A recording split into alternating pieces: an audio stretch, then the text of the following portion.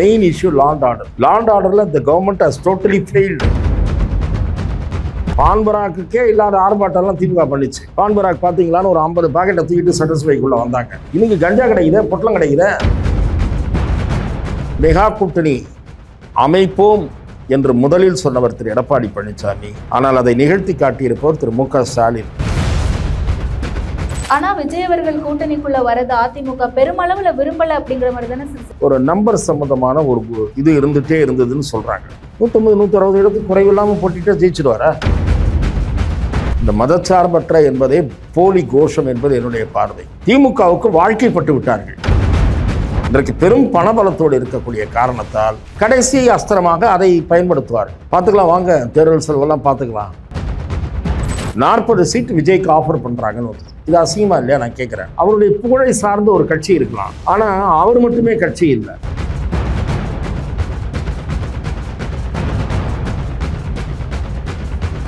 The Debates Pulse. Title sponsor KRR Air Private Limited, a gases and renewable energy company powered by Dr. Srivarma's Wellness and Milkymist. அறுவை சிகிச்சையில் ஆக்குணம் இது ஆயுட்கால நிவாரணம். Doctor Srivarma's paneer 65 இது மட்டும்தான் பனீர்னா Milky Mist, only Milky Mist. The Debates Pulse நிகழ்ச்சியில அடுத்ததா நம்மோடு இணைந்திருக்கக்கூடிய விருந்தினர் மூத்த பத்திரிகையாளர் திருமிகு துக்ளக் ரமேஷ் அவர்கள். வணக்கம் சார். வணக்கம். தேர்தல் பரபரப்பு ஒரு மாதிரி கூட்டணி கணக்குகள் அப்படின்னு சொல்லிட்டு ரொம்ப எல்லாரும் வேகமா ஓட தொடங்கிட்டாங்க. ஸோ இந்த ரேஸ்ல முந்தி இருக்கக்கூடிய கட்சியா கூட்டணியா திமுக கூட்டணி பார்க்கப்படுது. ஆனா திமுக கூட்டணிக்குள்ள இருக்கக்கூடிய அந்த குழப்பங்களா இருக்கட்டும், இன்னும் தொகுதி பங்கீடு முடிவுக்கு வராம இருக்கிறதா இருக்கட்டும், இது எல்லாமே எதை நோக்கி போறதா நீங்க பாக்குறீங்க சார்? உங்களுடைய முதற்கட்ட பார்வை. திராவிட முன்னேற்ற கழக கூட்டணியில் ஓரிரு இடங்களை கூடுதலாக இந்த முறை பெற வேண்டும் என்ற விருப்பம் அநேகமாக எல்லா கட்சிகளுக்கும் இருந்தது. அந்த விருப்பத்தில் ஒரு பேராசை என்று கருதக்கூடிய அளவுக்கு மிக அதிகமான அளவு தொகுதிகளை எதிர்பார்த்தது கட்சி என்பது காங்கிரஸ். அதற்காக ஒரு பெரிய பிரச்சனையை ஏற்படுத்தியது. ஆரம்பிக்கும் போதே ஆட்சியில் பங்கு என்று யாரோ ஒருவர் சொல்லியிருந்தால் பரவாயில்லை. காங்கிரஸ் கட்சியின் சார்பில், அகில இந்திய காங்கிரஸ் கட்சியின் சார்பில் திராவிட முன்னேற்ற கழகத்துடன் பேச்சுவார்த்தை நடத்துவதற்காக அமைக்கப்பட்ட குழுவினுடைய தலைவராக இருக்கக்கூடிய திரு கிரீஷ் சோடங்கர், அவர் திராவிட முன்னேற்ற கழக குழுவை சந்திப்பதற்கு முன் ஒரு பேட்டி, சந்தித்த பிறகு ஒரு பேட்டி, 2 பேட்டியிலும் ஆட்சியில் பங்கு வேண்டும், உள்ளாட்சி அமைப்புகளில் எங்களுக்கு எவ்வளவு சதவீதம் என்பதை தெரிவிக்க வேண்டும், அதே போல் முன்பு 63 தொகுதிகளில் போட்டியிட்டு இருக்கிறோம், பிறகு 41 தொகுதிகளில் போட்டியிட்டு இருக்கிறோம், இந்த முறை 40 தொகுதிகளுக்கு மேல் நாங்கள் கேட்கப் போகிறோம் என்று தெரிவித்திருந்தார். ஒரு குழுவுடன் பேச்சுவார்த்தை நடத்துவதற்கு முன் நீங்கள் என்ன வேண்டுமானாலும் பேசலாம். ஒரு கட்சியை போய் சந்திப்பதற்கு முன், சந்தித்த பிறகு பொதுவெளியில் பேசுவது என்பது ஒரு கூட்டணிக்கு உகந்த செயல் அல்ல. ஆக காங்கிரஸ் கட்சி தகராறு செய்வதை போல ஆரம்பித்தது. என்னன்னா ஆரம்பத்திலேயே 7.5 இருக்கேன்னு திமுக நினைக்கக்கூடிய அளவுக்கு காங்கிரஸினுடைய செயல்பாடு இருந்தது. ஆனால் கடைசியில் பார்த்தால் 28 தொகுதிகள், சென்ற முறையை விட 3 தொகுதி கூடுதலாக வந்திருக்கிறது, 1 ராஜ்யசபா சீட் வந்திருக்கிறது. இதற்கு இவ்வளவு கலாட்டா செய்திருக்க வேண்டுமா, இவ்வளவு பிரச்சனை செய்திருக்க வேண்டுமா என்ற விமர்சனத்திற்கு தான் திமுக ஆளானது. காங்கிரஸ் கட்சிக்குள் திமுக ஆதரவு கோஷ்டி ஒன்று இருக்கிறது. கடந்த 4.5 ஆண்டு கால திராவிட முன்னேற்ற கழக ஆட்சியில் எந்த பலனும் காங்கிரஸுக்கு கிடைக்கவில்லை. எதற்கு நாம் திரும்பவும் அந்த அணியில் இருக்க வேண்டும் என்று அதிருப்தி கோஷ்டி ஒன்று இருக்கிறது. ஆதரவு கோஷ்டியினுடைய தலைவர் செல்வ பெருந்தகை, அவருக்கு பல ஆதாயங்கள் என்று சொல்லுகிறார்கள். எதிர்ப்பு கோஷ்டி டெல்லிக்கும் முகாமிட்டு வேலைகளை பார்த்தது. தாவேக்காவுடன் கூட்டணி போகலாம் என்ற யோசனையை சொன்னது. தாவேக்கா ஆட்சியில் பங்கு தருகிறேன் என்று சொல்லுகிறது. 60 சீட் அங்கே போனால் ஈஸியாக வாங்க முடியும். ஆனால் கடைசியில் திரு சிதம்பரம் காங்கிரஸ் தரப்பில், திரு செல்வ பெருந்தகை ஆகிய இருவரும் திராவிட முன்னேற்ற கழக தரப்பில் திருமதி கனிமொழி அவர்களும் சில முயற்சிகளை எடுத்து மல்லிகார்ஜுன கார்கேவிடம் முதலில் பேசி முடித்து, பிறகு அவர் திருமதி சோனியா காந்தியிடம் பேசி காங்கிரஸுக்கு நெருக்கடி, என்ன முக்கியமான நெருக்கடி என்று சொன்னால், அகில இந்திய அளவில் இந்தி கூட்டணியில் ஒரே ஒரு முக்கியமான கட்சி இப்போதும் உறுதியாக இருக்கிறது என்று சொன்னால் திராவிட முன்னேற்றக் கழகம்தான். திமுக அணியிலிருந்து விலகினால் தேசிய அரசியலில் காங்கிரஸ் பலவீனம் அடையும் என்ற அம்சத்தை எடுத்து கூறி, அந்த அம்சத்தோடு நான் முழுமையாக உடன்படவில்லை, அது தனி விஷயம். அந்த அம்சம்தான் இறுதியாக இந்த கூட்டணியை தீர்மானித்தது.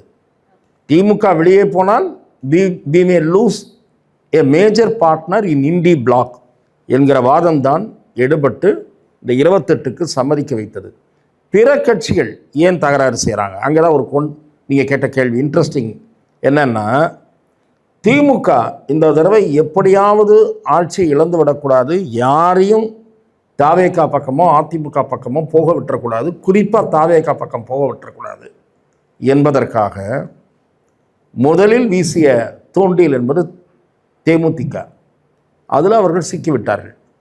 அதிமுக 7 சீட்டு 1 ராஜ்யசபா தான் அப்படின்னு தேமுதிகவிடம் தெரிவித்திருந்த நிலையில், அவ்வளவுதான் ஒர்த்தா என்று கேட்டால் அது கூட ஒர்த்தில்லை என்பது என் பார்வை.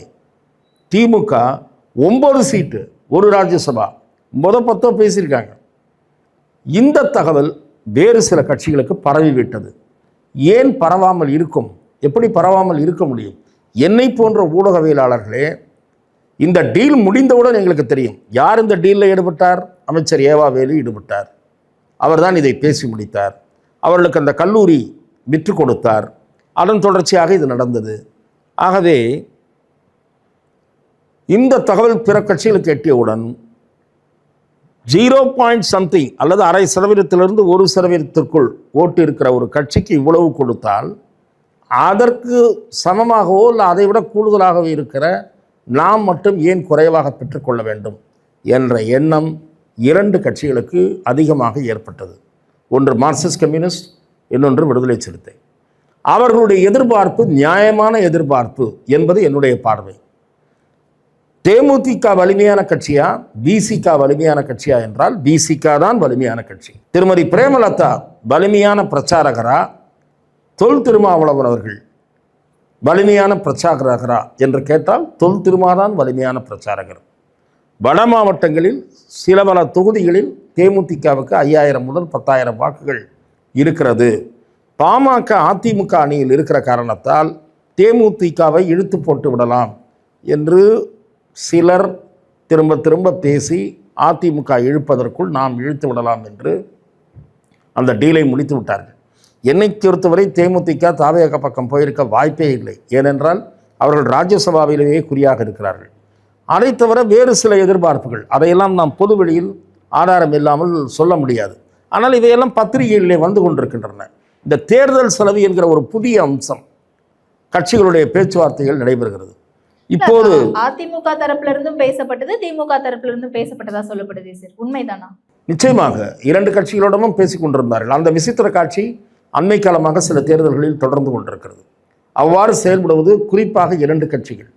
வேறு சில கட்சிகள் செயல்படவில்லையா என்றால் அவர்களுக்கு கொஞ்சமாவது கூச்சம் இருக்கிறது. வெளிப்படையாக செயல்பட மாட்டார்கள், ரகசியமாக செயல்படுவார்கள். கூச்சம் இல்லாமல் 2 தரப்புடனும் பேசக்கூடிய கட்சிகளாக பாட்டாளி மக்கள் கட்சியும் தேமுதிகவும் மட்டும்தான் இருக்கிறது. 2 தரப்பிலும் ஒரே நேரத்தில் பேரம், 2 இடத்திலையும் துண்டு போட்டு வைக்கிறது. இந்த மாதிரியான ஒரு அணுகுமுறை அது இந்த முறை தேமுதிக கடைபிடித்தது இல்லை என்ற அந்த அம்மையார் சொல்வதை ஏற்க இயலாது. திருமதி பிரேமலதா அவர்கள் அவ்வாறு கூறுவதை ஏற்க இயலாது. அதிமுக தரப்பை, அதிமுகவை சேர்ந்த முன்னாள் அமைச்சர்கள் என்னுடைய நண்பர்கள் தான். திராவிட முன்னேற்ற கழகத்தைச் சேர்ந்த முன்னணி தலைவர்களும் தனிப்பட்ட முறையில் உரையாடக்கூடிய போது ஆஃப் த ரெக்கார்டாக சில விஷயங்களை பகிர்ந்து கொள்ளக்கூடியவர்கள் தான். ஆகவே அப்படி அங்கே பேசிக்கொண்டிருக்கிறார்கள் என்று தெரிந்துதான் இவர்கள் இந்த டீலை கூடுதலாக ஆஃபர் செய்து அதை முடித்திருக்கிறார்கள். ஆகவே இப்போது திமுக கூட்டணி வலிமையாக இருப்பதாக நீங்கள் குறிப்பிட்டீர்கள். அந்த பர்செப்ஷன், நான் கவனமாக சொல்லுகிறேன், அந்த பர்செப்ஷன் இருப்பதற்கு காரணம் முதலமைச்சருடைய அணுகுமுறை. சிறிய கட்சிகளை கூட, அதிமுக பக்கம் இருந்த சிலரையெல்லாம் இப்போது அழைத்து 1 சீட் கொடுக்கிறார்கள். அதையெல்லாம் அது வரிசையாக 1-2 கையெழுத்தாகி இருக்கிறது. இன்னும் 1-2 கையெழுத்தாகக்கூடிய வாய்ப்பும் இருக்கிறது. ஆகவே ஒரு மெகா கூட்டணி அமைப்போம் என்று முதலில் சொன்னவர் திரு எடப்பாடி பழனிசாமி, ஆனால் அதை நிகழ்த்தி காட்டியிருப்பவர் திரு மு.க. ஸ்டாலின் என்று நான் பார்க்கிறேன். சிறந்த வலிமையோட ஒரு சிறந்த பிரச்சாரகரா விசிகாவும் திருமாவளவன் அவர்களும் இருக்காங்க அப்படின்னும் போது அது முதலமைச்சர் அவர்கள் உணர்ந்திருக்க மாட்டாரா சார்? தேமுதிகவுக்கு கொடுக்கிற இம்பார்ட்டன்ஸ் விசிகாவுக்கும் மார்க்சிஸ்டுக்கும் கொடுக்கணும்ல, அட்லீஸ்ட் விசிகாவாச்சும் கொடுக்கணும்ல. என்ன சிக்கல் இருக்கு அந்த இடத்துல? கொடுக்க வேண்டும் என்று விருப்பம் இருக்கலாம், ஆனால் இன்றைக்கு நம்பர் இல்லை. அதாவது வசன்னு பிள்ளைங்களை பற்றிட்ட குடும்பம் அவஸ்தைப்படுற மாதிரி ஏகப்பட்ட கட்சிகளை இழுத்து கொண்டு உள்ளே போட்டுக்கொண்டு திமுக அதனால தான் இப்போ என்ன பண்ணுறாங்க, டீல் பேசும்போதே 4 தரேன் 2 உதயசூரியன் 2 சொந்த சின்னம், 3 தரேன் 2 உதயசூரியன் 1 சொந்த சின்னம், இப்படி டீல் துணை டீல்லாம் போடுறாங்க இந்த தடவை.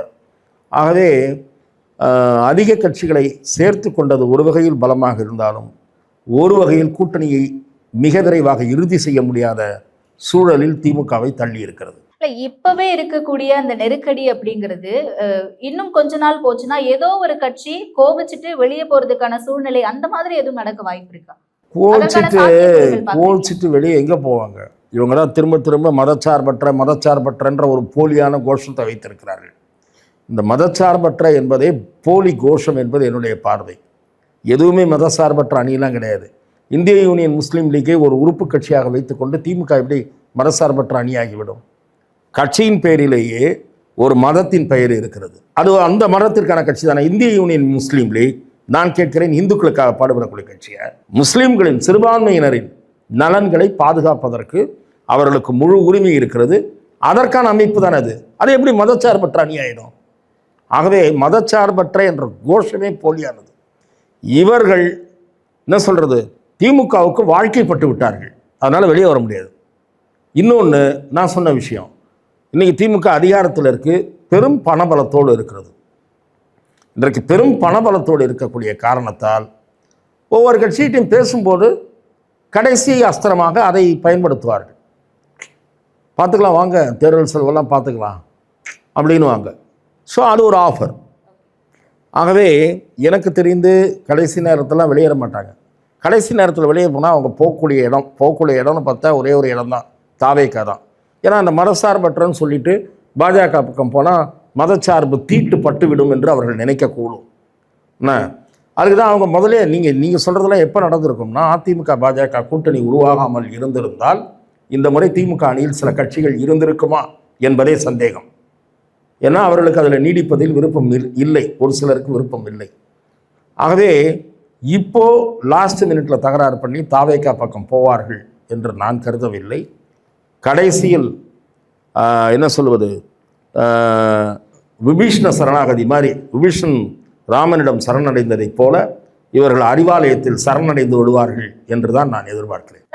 வேல்முருகன் அவர்கள் பேசும்போது கூட சில அதிருப்தியோட தானே சார் பேசுறாரு, வெளியே போறதுக்கும் தயாராக இருக்கிறேன் அப்படின்ற மாதிரி தானே சொல்றாரு. யாரு? வேல்முருகன் அவர்கள்.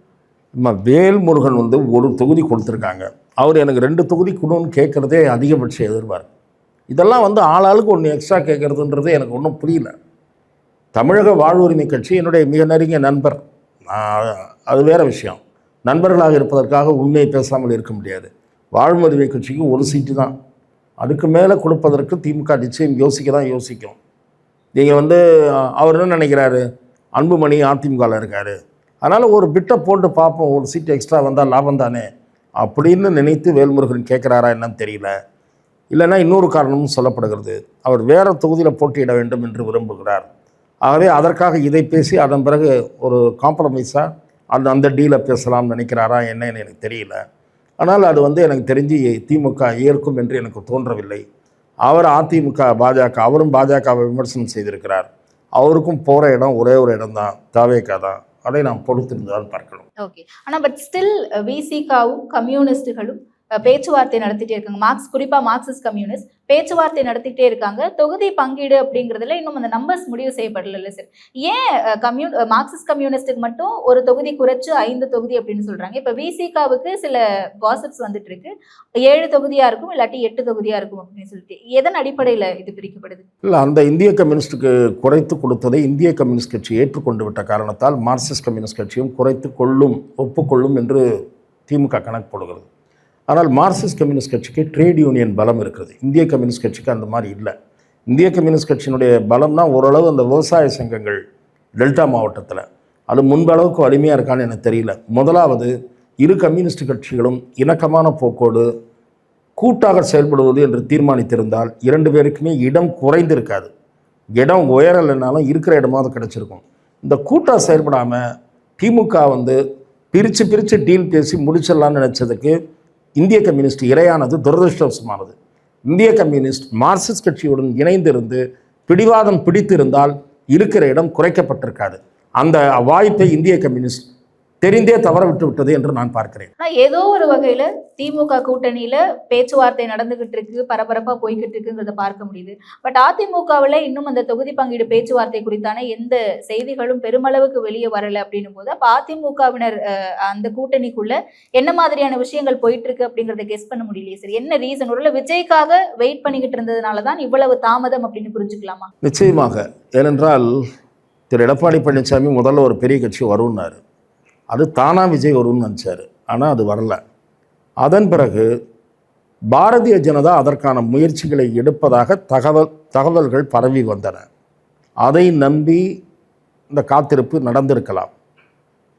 ஆனால் பாரதிய ஜனதா அந்த முயற்சி நடைபெறுவதாக கூறும் இந்த செய்திகளெல்லாம் வதந்தி என்று நேற்றைய தினம் இஃப்தார் விருந்திலே விஜய் மறுப்பது என்பது ஒரு பலவீனமான மறுப்பு என்று நான் பார்க்கிறேன்.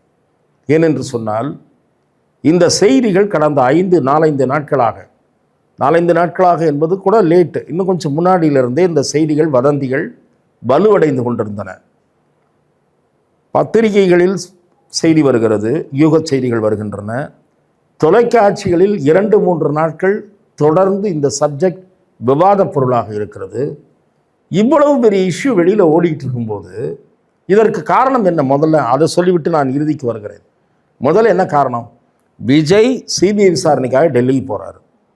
அந்த சமயத்தில் சென்னையில் ஒரு காணொலி வாயிலாக வீடியோ கான்ஃபரன்ஸில் ஒரு மீட்டிங்கை புஷி ஆனந்த் நடத்துகிறார். 120 மாவட்ட செயலாளர்கள் பங்கேற்றார்கள். அவர்களிடம் கூட்டணி சேரலாமா இல்லது தனித்து போட்டியிடலாமா என்ற கருத்து கேட்கப்படுகிறது. பெரும்பாலான மாவட்ட செயலாளர்கள் கூட்டணி சேரலாம் என்று கருத்து தெரிவித்ததாகவும், ஒரு சிலர் கிட்டத்தட்ட ஒரு 20 பேர் வேண்டாம், நாம் தனித்தே நிற்போம், விஜய் தான் முதலமைச்சர் வேட்பாளராக இருக்க வேண்டும், நம் தலைமையில் தான் அணி என்று சொன்னதாகவும், கூட்டணி என்று ஆதரவு தெரிவித்தவர்களிலும் சிலர் விஜய் முதல்வர் என்றால் கூட்டணி போகலாம் என்று கூறியதாகவும் இவ்வளவு விரிவாக பிரபலமான பத்திரிகைகளில் முதல் பக்க செய்தி வந்தது. நான் என்ன கேட்கிறேன்? விஜய் சிபிஐ விசாரணை முடித்து சென்னை திரும்பிவிட்டார். அடுத்த நாளாவது இப்படிப்பட்ட செய்திகள் வந்திருக்கின்றன, இவையெல்லாம் கொஞ்சமும் அடிப்படையற்ற செய்திகள் என்று மறுத்திருக்க வேண்டுமா வேண்டாமா? நான் கேட்கிறேன், இவ்வளவு பெரிய செய்திகள், ஒரு கூட்டணி சம்பந்தமான செய்திகளை எல்லாம் நிர்மல் குமாரும் செங்கோட்டையனும் மறுத்தால் அது மறுப்பாகி விடுமா? இல்ல, ஒருவேளை மேபி நம்ம ஏதோ ஒரு வகையில லைம் லைட்ல இருக்கோம் அப்படின்னு நினைச்சிருக்கலாம்ல. அதெல்லாம் புரியல எனக்கு. நீங்க லைம் லைட்ல இருக்கீங்கன்னா பலமாகவும் கருதப்படும், பலவீனமாக கருதப்படும் அக்கார்டிங் டு த நம்பர். என்ன சொன்னாங்க? இப்போ என்ன சொல்றது, அந்த சப்பானி பேர் என்ன, அந்த கேரக்டர் பேர் எனக்கு மறந்து போச்சு. 16 வயது நிலையில் ஊரில் யார் என்ன அப்படி கூப்பிட்றான், எல்லாரும் சப்பானி தான் கூப்பிட்றான்ற மாதிரி ஆடவர்ஜினாக தான் சொல்லிட்டார். கடைசியாக பெரம்பூர் பொதுக்கூட்டத்தில் எங்களுக்கு 90 சீட்டு தரேன்னாங்க, 2.5 வருஷம் முதலமைச்சர் தரேன்னாங்க, என்ன மாயவரத்தில் கேட்டாங்க, மன்னார்குடியில் கேட்டாங்கன்னு ஒரு பொண்ணு பாட்டு பாடுற மாதிரி இவர் தான் சொல்லிட்டாரே தவிர விஷயம் என்ன வந்துடு பத்திரிகையில் 40 சீட்டு விஜய்க்கு ஆஃபர் பண்ணுறாங்கன்னு வந்து. இது அசிங்கமா இல்லையா? நான் கேட்குறேன்.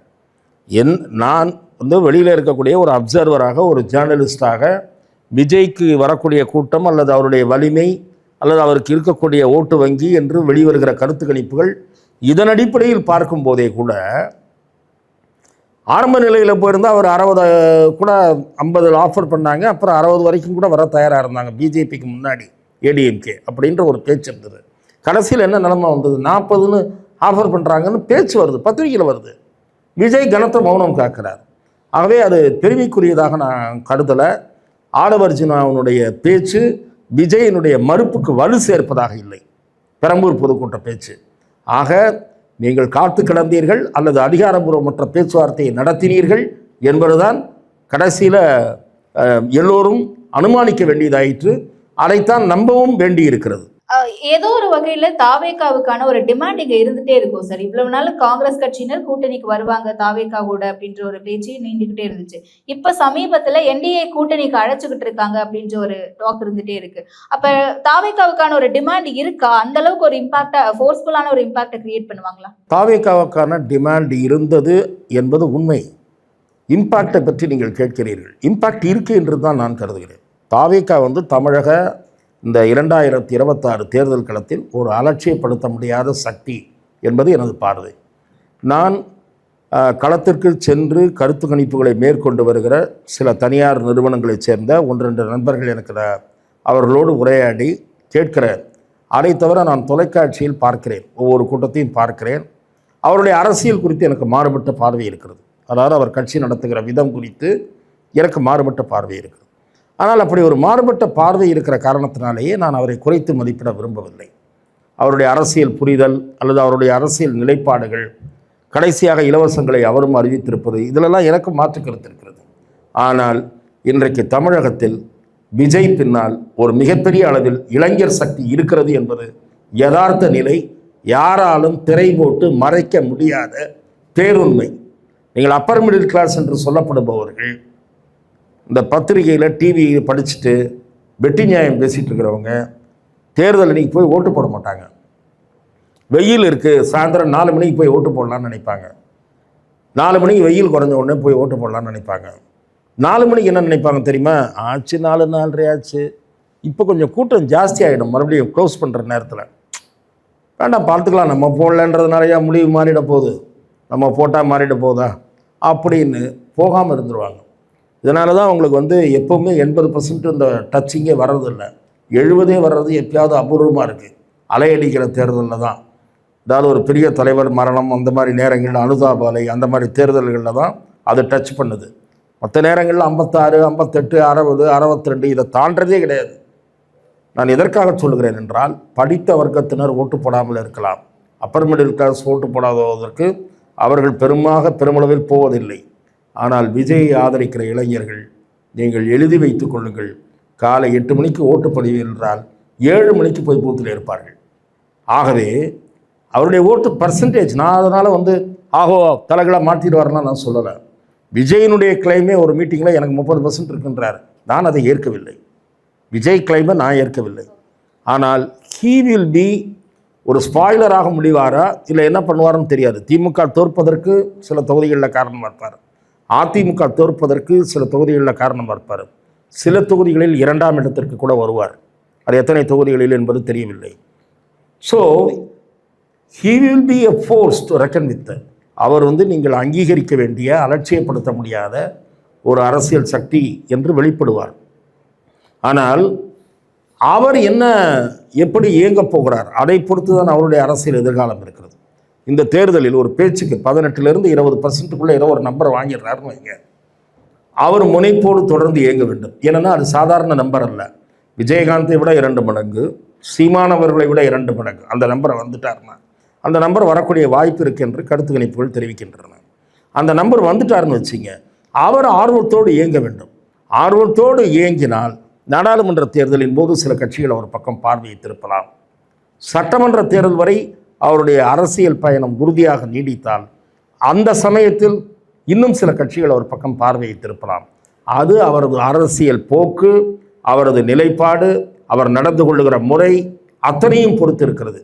ஆனால் இந்த தேர்தலில் அவர் மாற்றத்தை தந்து விடுவார், மாற்றத்தை வெற்றி இலக்கை தொட்டு விடுவார் என்று நான் கருதவில்லை. பட் இந்த தேர்தலை பொறுத்த வரைக்கும் விஜய் அவர்களுடைய செயற்பாடுகள் இன்னும் ஆக்டிவா இல்லை அப்படின்ற விமர்சனங்கள் இருக்கு. இப்ப நேத்தைக்கு விஜய் அவர்கள் பேசும்போது கூட வதந்திகள் பரப்புறாங்க அப்படின்னு சொல்றாரு. ஆனா யார் அந்த வதந்தியை பரப்புனாங்க அப்படின்ற ஒரு தெளிவு இல்லாம தான் பேசுறாரு. அவருடைய பேச்சுக்களா இருக்கட்டும், நடவடிக்கைகளா இருக்கட்டும், எதுவுமே ஃபோர்ஸ்ஃபுல்லா இல்லை அப்படின்ற ஒரு விமர்சனம் இருக்கு சார். நீங்க அதை அப்படிதான் அப்சர்வ் பண்றீங்க? வதந்திகளை பற்றி நான் என்னுடைய கருத்து சொல்லிட்டேன். அவர் ஆரம்ப நிலையிலேயே மறுத்திருக்கணும். நேற்றை மறுத்தது ரொம்ப தாமதமான மறுப்பு, பலவீனமான மறுப்புன்னு நான் சொல்லிட்டேன். அதுவுமே ஒரு தெளிவு இல்லாம இருக்கு. யார் அந்த வதந்தியை பரப்புனாங்க அப்படின்ற ஒரு கண்டனம் கூட இல்லை அப்படிங்கறது.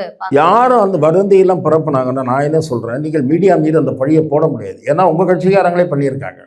இப்போ பெரம்பூரில் அவர் சொன்னாரு, அப்போ அதை முதல்ல நீங்க மறுங்க. ஆடவர்ஜினா கூறியதை தவிர நான் கண்டிக்கிறேன், ஆடவர்ஜினா பேசியது பொறுப்பற்றத்தனம் சொல்லுங்க. ரஜினி விஷயத்தை கண்டித்து அவர்கிட்ட பேசி தானே நீங்கள் மன்னிப்பு கேட்க வைக்கிறீங்க. திரு விஜய் தலையீடு இல்லாமல் ஆடவ அர்ஜுனா மன்னிப்பு கேட்டிருக்க மாட்டார். என்னுடைய பார்வை அதுதான். விஜய்க்கு புரிஞ்சிருக்கு இது என்ன ஒரு புது பிரச்சனையை இழுத்து விடுறாருன்னு. ஏன்னா ரஜினி ரசிகர்கள் அங்கங்கே இது பண்ணுறாங்க. அவங்க பாட்டு அமைதியாக இருந்திருப்பாங்க. ரஜினி ரசிகர்கள் யாருக்கு பிடிக்குதோ அந்த ரசிகர்களில் டிஎம்கே ஓட்டு போடுறவங்க இருக்கலாம், விஜய்க்கு ஓட்டு போடுறவங்க இருக்கலாம், யாருக்கு வேணால் போடுறவங்க இருக்கலாம். தேவையில்லாமல் ஒரு சூப்பர் ஸ்டாரை தொட்டு அது ஒரு பகுதியை சீண்டுறார். இவர் சீண்டின ஒன்று ஏன் மன்னிப்பு கேட்குறார்? தானாக கேட்கக்கூடியவர் அல்ல. ஆடவர்ஜுனாவனுடைய உடல் மொழி, அவர் பேசுறது எல்லாமே பார்த்தீங்கன்னா கொஞ்சம் ஒரு அகம்பாவம் கொஞ்சம் இருக்கிற மாதிரி தான் அவருடைய பேச்சு எப்போதுமே இருக்குது. அந்த துணி எல்லாமே மாண்புமிகு முதலமைச்சரை பற்றி பேசுகிறதாகட்டும் எதுவுமே. ஆகவே விஜய் நக்கலாக பேசுகிறாருன்னா அதை நான் ஏற்றுக்கொள்ளலை. அதை ரசிக்கிறதுக்கு ஒரு கூட்டம் இருக்குது. நான் சார் அப்படி இப்படின்னு கலாய்க்கிறார நினச்சிட்டு பண்ணுறாரு அவர். அது அவருடைய ரசிகர்களுக்கு வேணால் பிளேயிங் டு தி கேலரியாக இருக்கலாம். ஆனால் அது ஒரு பொறுப்பான தலைவருடைய பேச்சானா அப்படி பார்க்க முடியாது. ஆகவே இந்த வதந்திகளுக்கெல்லாம் யார் காரணம் அது காரணம்லாம் இவங்க கட்சியே பாதி காரணம். நான் தான் சொன்னேன்ல, புசி ஆனந்த் கூட்டணி பற்றி கருத்து கேட்டது, இவர் இப்போ சொல்கிறது, நடுவில் 4 நாள் செய்தி ஓடிட்டு இருந்தப்போ இவர் மறுக்காமல் இருந்தது.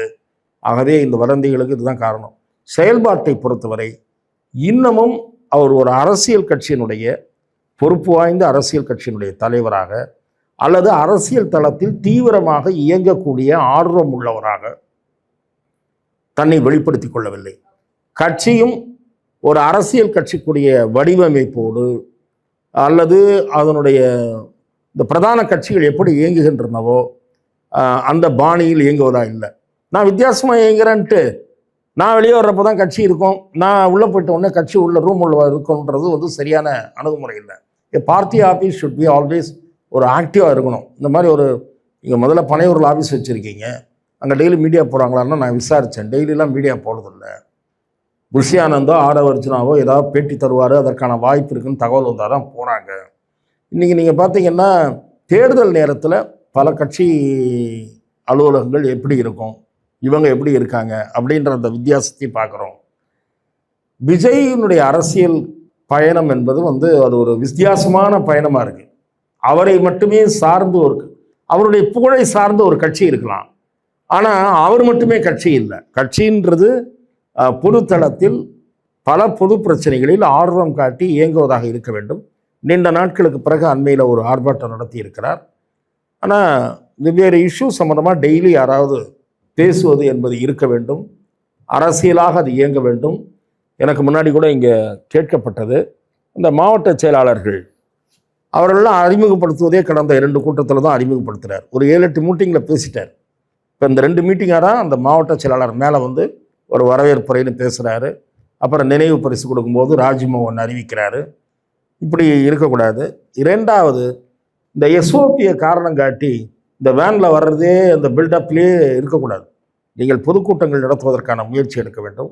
அதை பற்றி பேசினா அவங்க என்ன சொல்கிறாங்க, எங்களுக்கு 1008 கட்டுப்பாடு இருக்குன்றாங்க. இப்போது தேர்தல் கமிஷன் கையில் போயாச்சு. நீங்கள் நீதிமன்றத்தின் கதவுகளை தட்ட முடியும். முற்றிலுமாக ஒரு அரசியல் கட்சியாக வித்தியாசமாக விஜய் இயங்க வேண்டும். பல பொது பிரச்சனைகள் குறித்து அவரது பார்வை இன்னும் தெளிவாக தெரிய வேண்டும். அதெல்லாம் தெரியல. குறிப்பாக போதை, அப்புறம் டாஸ்மாக், அப்புறம் மணல் கொள்ளை, இதெல்லாம் தெரியணும். டாஸ்மாகை பற்றி கனத்த மௌனம் காக்கிறார். நான் இன்றைக்கு கூட ஒரு நேர்காணலில் தெரிவித்தேன். அவர் உங்களுக்கு இருக்கக்கூடிய இளம் பெண்கள் இருக்கலாம். பொதுவாக பெண்கள் மத்தியில் திமுக பல அம்சங்களை செஞ்சு ஓட்டை வாங்குறதுக்கு பண்ணியிருக்காங்க. 1000 ரூபா விடியல் பஸ்ஸு, 1000 ரூபாய்க்கு 5 மாதம் சேர்த்து அக்கௌண்ட்டில் போடுறது, இதெல்லாம் பண்ணியிருக்காங்க. டாஸ்மாக் அந்த விஷயத்தை விஜய் தொட்டால் நிச்சயம் ஆதரவு பெறுவார். அவர் அதை தொடுவாரா என்பது கேள்விக்குறியாக இருக்கிறது. டாஸ்மாக் நான் வந்தால் இழுத்து மூடுவேன். என்ன தயக்கம் இருக்குன்னு நினைக்கிறீங்க சார்? தெரியல அதை பற்றியெல்லாம். அதாவது இன்னைக்கு சோஷியல் இஷ்யூஸோ, மிகப்பெரிய பிரச்சனைகளோ, மக்களை பாதிக்கக்கூடிய பிரச்சனைகளோ, அதையெல்லாம் அவர் டீப்பாக ஸ்டடி பண்ணி பேசணும். எனக்கு தெரிஞ்சு அதை நான் இப்போ சொன்னால் அதை ஏற்றுக்கொள்ள மாட்டார்கள். சூப்பர் ஸ்டார் ரஜினிகாந்த் அவர்கள் அரசியலில் ஈடுபடுவதாக ஆர்வமாக இருந்த நேரத்தில் அவர் பல்வேறு பிரிவினரை அழைத்து ஆலோசனை நடத்தி கொண்டிருந்தார். அந்த சமயங்களில் அவரை அடிக்கடி சந்திக்கக்கூடிய வாய்ப்பு எனக்கு இருந்தது. ஆகவே ஃபஸ்ட்டு ஒரு ப்ளூ பிரிண்ட் கொடுத்துட்டு தான் நம்ம மக்கள்கிட்டே போகணுன்ற அளவுக்கு அவர் இருந்தார். அந்த மாதிரி ஒரு ப்ளூ பிரிண்ட் இவர்கிட்ட இருக்கணும். ஓகே, இப்போ கூட்டணிக்கு போலாமா வேண்டாமா அப்படின்ட்டு ஒரு அவசர ஆலோசனை கூட்டம் வச்சு வாக்கெடுப்புலாம் நடத்திருக்காங்க. பெரும்பாலானோர் வந்து கூட்டணிக்கு போகணும்னு ஆதரவு தெரிவிச்சிருக்காங்க. நீங்களும் முன்னாடி சொன்னீங்க, அதை கோட் பண்ணீங்க. பட் இது யாருக்கான ஒரு டிசப்பாயின்மெண்ட்டாக இருக்கும் சார், அந்த கூட்டணிக்குள்ளே போகாதது அப்படிங்கிறது? தாவேகா சார்பில் போட்டியிட விரும்புகிறவர்கள், அவர்களில் ஒரு பகுதியினர் ஏமாற்றமடையலாம். அதிமுகவும் ஏமாற்றம் அடைந்திருக்கும் என்றுதான் என் பார்வை. பாரதிய ஜனதா அவ்வளவு தூரம் ஏமாற்றம் அடைய வேண்டிய அவசியம் இல்லை. ஆனா விஜய் அவர்கள் கூட்டணிக்குள்ள வரது அதிமுக பெருமளவுல விரும்பல அப்படிங்கிற மாதிரி தானே சார்? அதுக்கு என்ன காரணம்னா, அந்த யூகம் அல்லது அந்த வதந்தி முற்றிலுமாக நான் நிராகரிக்க தயாராக இல்லை. ஏன்னு கேட்டீங்கன்னா, எடப்பாடிக்கு ஒரு நம்பர் சம்பந்தமான ஒரு இது இருந்துகிட்டே இருந்ததுன்னு சொல்கிறாங்க. தட் இஸ், நாம் ஒரு 150 160 இடத்துக்கு குறையில்லாமல் போட்டிடணும். 150 160 இடத்துக்கு குறைவில்லாமல் போட்டிட்டா ஜெயிச்சிடுவாரா? எனக்கு புரியல. இப்போ 170 இடம் கூட போட்டியிட வாய்ப்பு இருக்கு இப்போது விஜய் வராததுனால. அதனால் வெற்றி உறுதியாயிடுமா? கூட்டணி வலிமை என்பது அரசியலில் முக்கியம்தான்.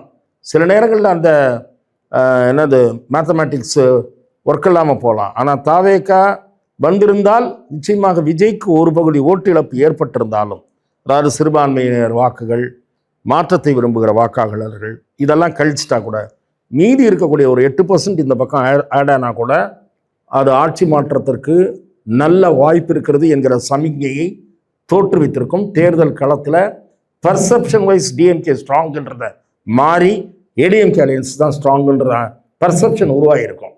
அது உருவானாலே அதுவே ஒரு 2% அடிஷ்னலாக ஜெனரேட் பண்ணி கொடுக்கும். தேர்தலில் வெற்றி பெறுற அணிக்கு ஓட்டு போடுறதுன்ற மனப்பான்மை உள்ள வாக்காளர்கள் மிக கணிசமாக இருக்காங்க. அவர்களுடைய வாக்குகளை அதிமுக பெற்றிருக்க முடியும். இப்போ அதிகமாக சீட்டு போட்டு என்ன பிரயோஜனம்? அதிகமாக சீட்டு போட்டால் அதிகமாக ஜெயிச்சிருவாங்களா? அப்படி நான் நம்பவில்லை. ஆனால் விஜய் அந்த கூட்டணிக்கு போயிருந்தாங்க அப்படின்னா கொள்கை எதிரி அப்படின்னு சொல்லிட்டு அவங்களுடைய போய் இணைஞ்சிட்டாங்க அப்படின்ற ஒரு பிரச்சாரம் ரொம்ப வலிமையாக இருந்திருக்காதா? அது திமுகவுக்கு தானே ஒரு சாதகமாக முடிஞ்சிருக்கும். இல்லை, நான் அப்படி நினைக்கவில்லை. அது ஒரு 2-3 நாள் டிபேட் பாயிண்ட்டாக இருக்கும். பத்திரிகையில் 2-3 நாள், அதே மாதிரி தலைவர்களுடைய மேடைகளில் ஒரு 3-4 நாள், இல்லை 4-5 நாள், இல்லை பேசிகிட்டே கூட இருங்க. அதை தாண்டி ஒரு எழுச்சி உருவாகிவிடும். இந்த கூட்டணி தான் ஜெயிக்க போகுதுன்ற மாதிரி ஆகிடும். களத்தில் இந்த தொண்டர்கள் ரொம்ப வேகத்தோடு வேலை செய்வாங்க. மக்கள் மத்தியிலே எதுவாகும், புதிய கருத்து கணிப்புகள் வெளியே வரும். திராவிட முன்னேற்ற கழகம் என்னதான் அதனுடைய டீமெல்லாம் வச்சு கருத்து திணிப்புகள் வெளியிட்டாலும் கூட எது யதார்த்த நிலை என்பது தெரிந்துவிடும். இப்போ திராவிட முன்னேற்ற கழக ஆட்சிக்கு எதிராக 1000 அதிருப்திக்கான காரணங்கள் இருக்கின்றன. அந்த அதிருப்திக்கான காரணங்கள் இப்போதே கூட அதிமுக பாஜக கூட்டணிக்கு பயன்பட முடியும். ஆனால் அது எப்போ பயன்படுமா என்பது எப்போ நமக்கு தெரியும்னா, இன்னும் கொஞ்சம் தேர்தல் நெருங்கணும். இப்போ இருக்கக்கூடிய அதிருப்திக்கான காரணங்கள் இருக்கு இல்லையா? Main issue law and order. Law and ஆர்டரில் the government has totally failed. நாள்தோறும் குற்றங்கள் நடைபெறாத நாளே இல்லை. அந்த குற்றங்களுக்கு பெருமளவு காரணமாக இருப்பது கஞ்சா, அப்புறம் மது, அப்புறம் மெத்தப்பட்டமையெல்லாம் எல்லாருக்கும் கிடைக்காதுன்னு வைங்க. சாதாரணமான இளைஞர்களுக்கு கஞ்சா தான். கஞ்சா ஈஸியாக கிடைக்குதுன்றாங்க. பான்பராக்குக்கே இல்லாத ஆர்ப்பாட்டம்லாம் திமுக பண்ணிச்சு. பான்பராக் பார்த்தீங்களான்னு ஒரு 50 பாக்கெட்டை தூக்கிட்டு சட்டசபைக்குள்ளே வந்தாங்க. இன்றைக்கி கஞ்சா கிடைக்குதே, பொட்டலம் கிடைக்குதே. போலீஸ் என்ன பண்ணிகிட்டு இருக்கு? கஞ்சா அடித்தவன் தான் பொம்பளைங்களை பாலியல் சீண்டல்களில் ஈடுபடுறான். மாணவிகள்னு கூட பார்க்க மாட்டேன்றான். 6வது 7வது படிக்கிற பொண்ணுன்னு கூட பார்க்க மாட்டேன்றான். க்ரைம் ரேட் இன்க்ரீஸ் ஆகிருக்கு. அதுதான் மக்கள் மத்தியில் இன்றைக்கி முக்கியமான கவலை அளிக்கக்கூடிய அம்சம். ஆனால் இதன் காரணமாக உருவாகி இருக்கிற அதிருப்தி கோப அலையாக மாறுகிறதா என்பது நம்ம பொறுத்திருந்து பார்க்க வேண்டும். ஏதாவது அது ஒரு எமர்ஜ் ஆகாமல் அது இல்லைன்னா அது ஒரு இதுவாகிடும், நான் எலெக்ஷன் இதுன்னு ஆகிடும். அதாவது நான் வேவ் எலெக்ஷன் அப்படி சொல்லலாமான்னு பார்க்குறேன். அதாவது ஒரு ஆட்சிக்கு எதிராக இருக்கக்கூடிய காரணங்களின் தன்மை ரொம்ப அதிகரிக்கணும். இந்த சொத்து வரி அது இதெல்லாம் கடைசியில் 1000 ரூபா கொடுப்பாங்க, ஓட்டுக்கு 1000 ரூபா கொடுப்பாங்க. அதையும் தாண்டி கோபம் பெரிதாக உருவெடுத்தால்தான் ஆட்சி மாற்றம் சாத்தியமோ என்று நான் கருதுகிறேன். 4 முனை போட்டி அப்படிங்கிறது உறுதியாயிருக்கு. நாம் தமிழர் கட்சியினுடைய ரோல் என்னவா இருக்கும்னு நினைக்கிறீங்க? நாம் தமிழர் கட்சியினுடைய தலைவர் திரு சீமான் அவர்கள், அவருடைய சில கருத்துக்களோடு எனக்கு உடன்பாடு இல்லை. ஆனால் பல கருத்துக்கள் சரி, அவருடைய இதுவும் சரி, போல்ட்னஸும் சரி, 234 தொகுதிகளுக்கும் வேட்பாளர்களை அறிவித்து பாதிக்கு பாதி பெண்களுக்கு வாய்ப்பளித்து மிக பெருளவில் 80% நல்ல பட்டதாரிகளை வேட்பாளராக நிறுத்தி இதெல்லாம் வரவேற்கக்கூடிய விஷயங்கள் தான். அவருடைய ஓட்டு வங்கியில் விஜய் ஒரு சேதாரத்தை சிறிய அளவில் ஏற்படுத்துவார் என்று பார்க்கிறேன். பெரிய அளவில் ஏற்படுத்த முடியாது. ஏன்னா இன்றைக்கி காசு கொடுக்காம கூட்டம் எப்படி விஜய்க்கு வருதோ அதே மாதிரி காசு கொடுக்காம கூட்டம் சீமானுக்கும் வருது. சீமான் பால் ஈர்க்கப்பட்டவர்கள் கொள்கை சார்ந்தவர்கள். ஆனால் அவர் கூட்டணி வைக்காமல் அரசியல் நடத்துவது எந்த விதத்திலும் பயனளிக்கப் போவதில்லை. அது வதந்திகளுக்குத்தான் இடமளித்திருக்கிறது.